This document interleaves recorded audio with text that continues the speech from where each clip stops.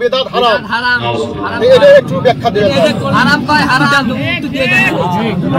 কবর জিয়ারত করা যে হারাম করবে তার ঈমান নষ্ট হয়ে যাবে, তার বউ খারাপ হয়ে যাবে। কারণ কবর জিয়ারত করার ব্যাপারে আল্লাহর হাবিবের হাদিস আছে। তো যেটা হাদিসের দ্বারা প্রমাণিত নেক আমল ওটাকে হারাম বলে ঈমান থাকবে?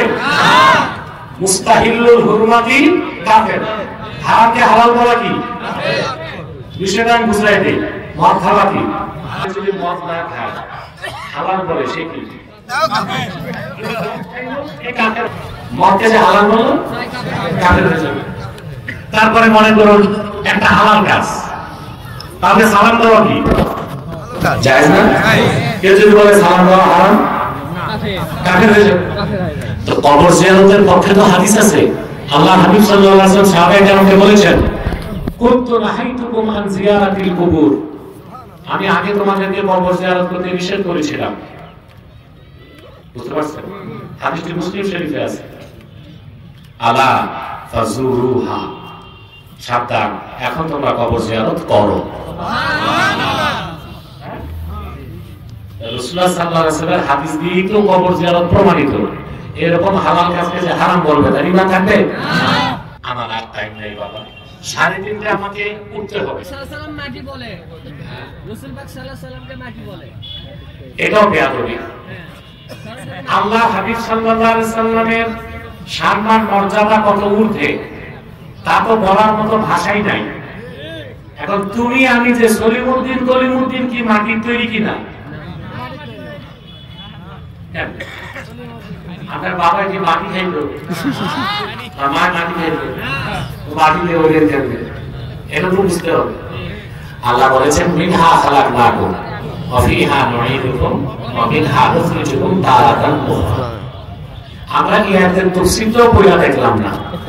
সব মুফাসসির লেখেন মিনহা খালাকনাকুম আর বিখালকে আবিকুম আদামা, তোমাদের বাবা আদমকে মাটি থেকে তৈরি করা হয়েছে।